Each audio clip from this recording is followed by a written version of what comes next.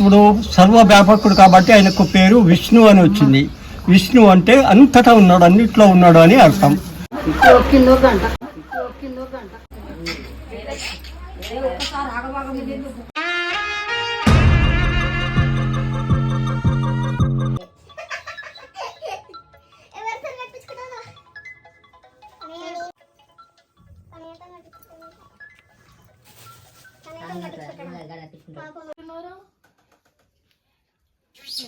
గంట కర్ర కనిపిస్తుంది అందుకే. మొక్కు రిషి, 2 చేతులు.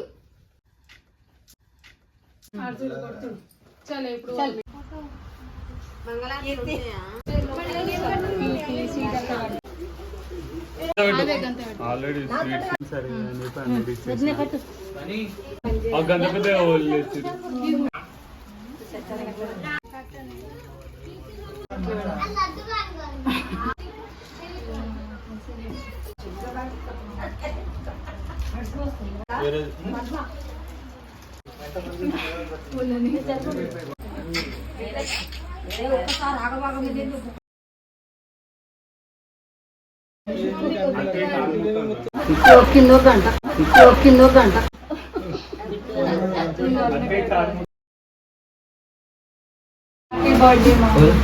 బర్త్డే మా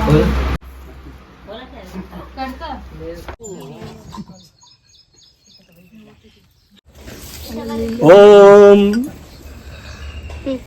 ఓం అమృతో పృథ్వీ ఉభే ఇమే అభయం పశ్చదభయం పురస్తాదుతరాద్ హృత్ప్రతిష్టం యదజరం జవిష్టం తన్మే స్వాహా ఇదమగ్నే జాతవేదసే ఇదం నమః వ్రతేభిః శం నో దేవానాం స్వహావాని సంతు. ఓం చరోదయ స్వాహా ఇదం సవిత్రే ఇదం న మమ. ఓం భూర్భువస్వః తత్సవితుర్వరేణ్యం భర్గో దేవస్య ధీమహి యో యో నః ప్రచోదయాత్. సంతః శం నో హరిమాపుర్జాతో. ఆయన అంతటా ఉన్నాడు కాబట్టి ఆయన సర్వేశ్వరుడు అంటాం. సృష్టికర్త. సృష్టి అంటే ఈ ప్రపంచాన్ని సృష్టించిన వాడు బ్రహ్మ. బ్రహ్మను మీరు పూజించారు అంటారు, పూజిస్తారు. తర్వాత పరమాత్ముడు సర్వవ్యాపకుడు కాబట్టి ఆయనకు పేరు విష్ణు అని వచ్చింది. విష్ణు అంటే అంతటా ఉన్నాడు, అన్నిట్లో ఉన్నాడు అని అర్థం. ఆ తర్వాత 3వ పేరు శివుడు, శంకరుడు, మహేశ్వరుడు అంటాం. ఈ 3 కూడా ఒక్కని పేరే. బ్రహ్మ, విష్ణు, మహేశ్వర ఒక్కని పేరే. ఈ శివుని పూజ చేస్తే ఆ 3కి పూజ చేసినట్టే సమానం. ఆ 3 వేరు కాదు, ఒక్కడే దేవుడు, 3 పేర్లు వేరు అంతే.